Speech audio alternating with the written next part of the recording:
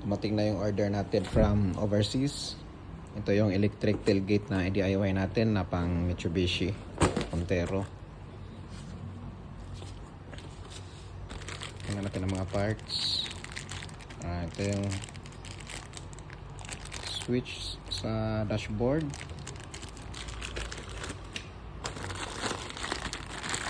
Mga wires nya, power cable. Ito yung kick sensor with wirings. Pambutas para sa wire, dadaanan ng wire. Cable tie. Ito yung kanyang computer box.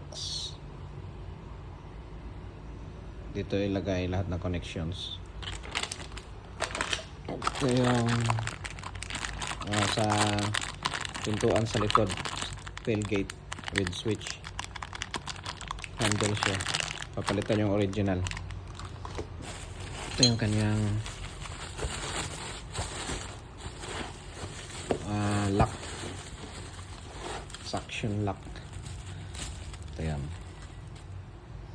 Palitan din yung nakalagay doon na original. Ito ang ipalit natin.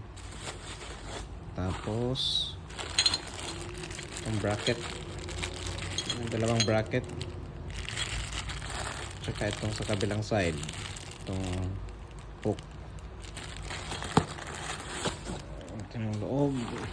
Ito yung kanyang dalawang strap na may electric motor sa loob.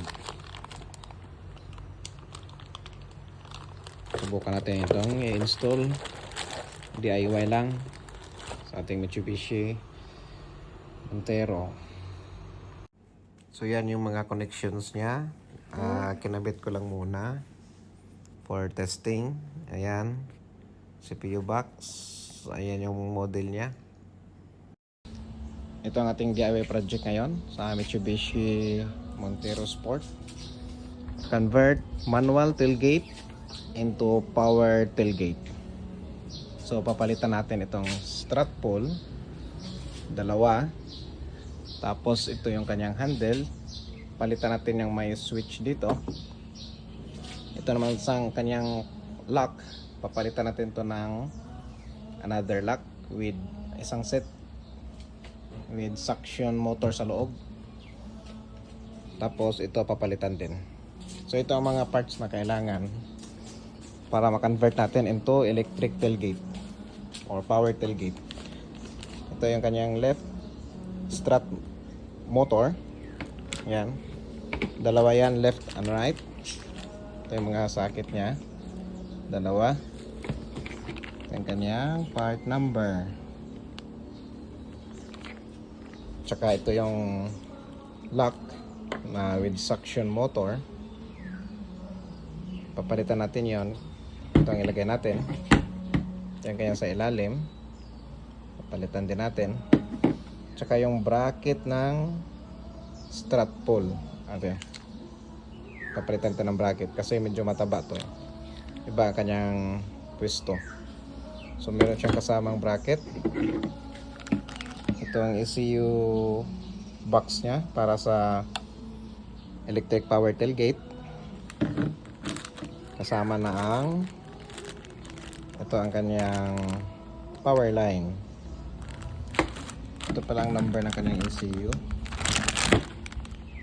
Ayan. Tapos meron kasamang mga harness. Ito yung sa upper suction line. Ito yung diretso dito sa suction motor, dito sa clock, mula dito. Tapos ito yung kanyang handle na with switch. Papalitan natin yung original. Meron din siyang kasamang front switch. Ito yung lagay sa ilalim ng dashboard. Kasama itong wire papunta sa CPU box niya. Yan. Ito naman yung sa kanyang switch, front switch. So yan lang ang kailangan, mga parts. Okay, ito yung unit.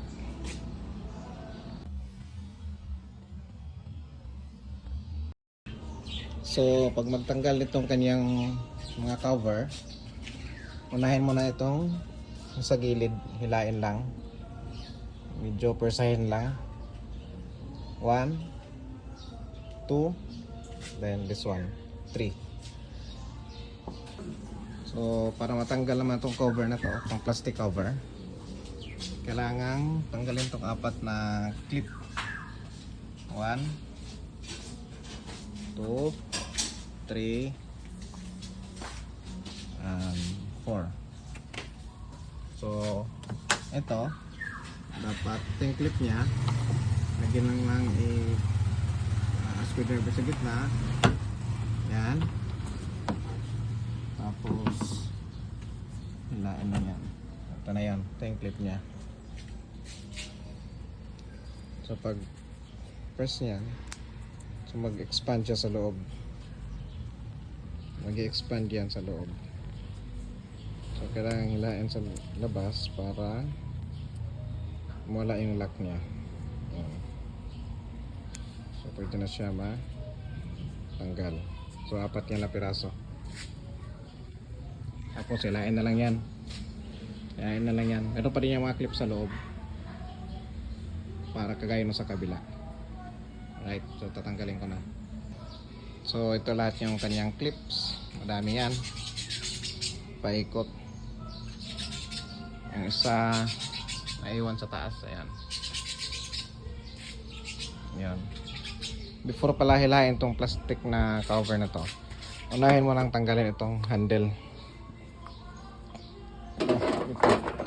Tanggalin mo na yan. Magtanggal, saka hilahin itong plastic cover. Ito.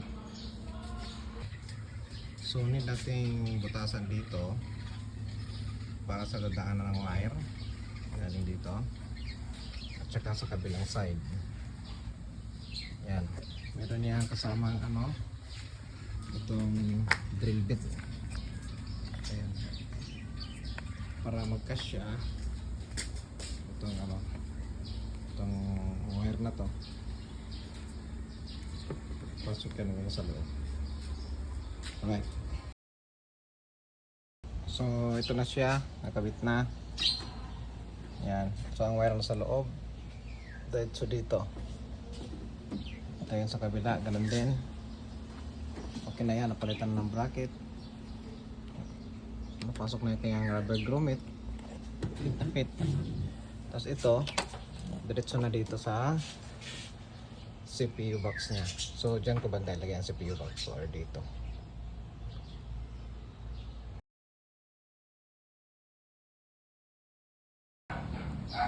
So ito yung mga tinanggal sa manual tailgate ng Mitsubishi. So ito yung testing natin ngayon. Hindi ko pa nalagyan ng cover sa likod. Ito ngayon nakalock. Open muna natin. Tapos press this button 3 times. 1, 2, 3. Yun. Magbukas na siya automatic. Yan. Ito yung linya sa loob. Ito yung sa left na motor niya. Yan, diretso dito sa butas. Yung right naman, ito yun, diretso dito. Pasok. Lusot dito. Yan ang linya niya. Diretso na yan dito sa CPU box niya. Ito yung CPU box. Ito yung sa power. Ito yung sa motor niya. Itong 4 na to. Ito yung sa mga sensor niya. Sa switch. Ito yung nakatagilid. Tapos ito na yung pinalit na lock. Yung sa ilalim naman, ito. So testing muna natin bago isarado lahat.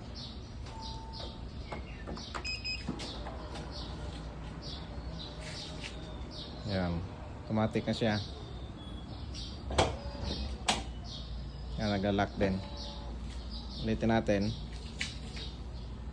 Press ng 3 beses. 1, 2, 3. Yan, nagbukas. Yan. Pwede rin i-adjust ang height.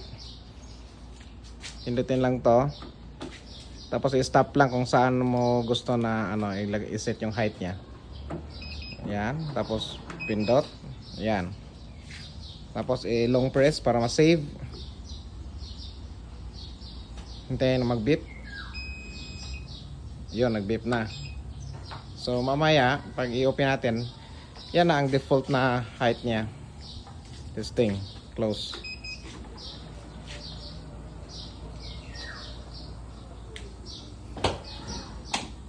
Ayan, lock na. Pwede rin i-open gamit tong switch sa ilalim. May switch din dito. Press lang din. Yon. Bukas na siya. Oh, hanggang dyan lang siya kasi yan yung nakasave na height niya. Tapos testing natin yung button sa harap. Close mo. Close muna.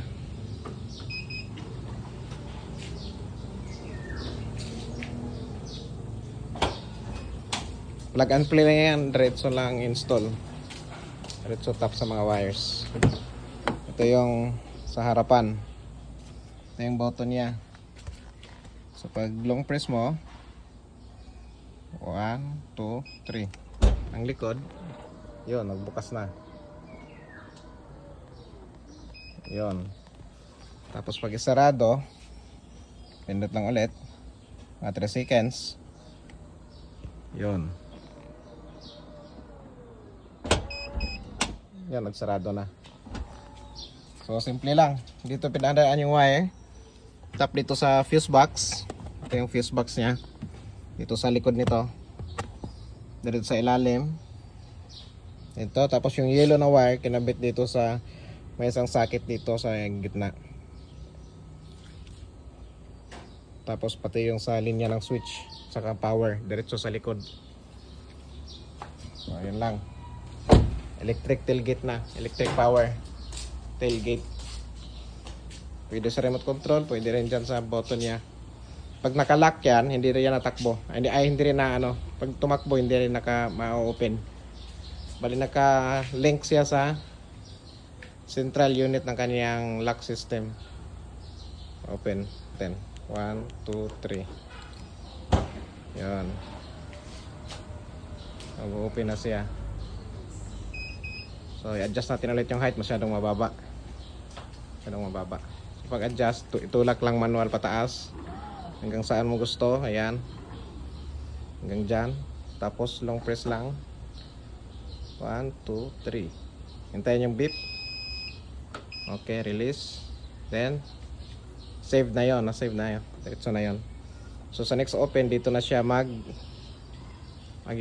sa pisto na yan. Sa height na yan. Alright. Yan lang. Ito pala yung Montero GLS 2022. Wala siyang power tailgate. So nilagyan natin. Okay. Thanks.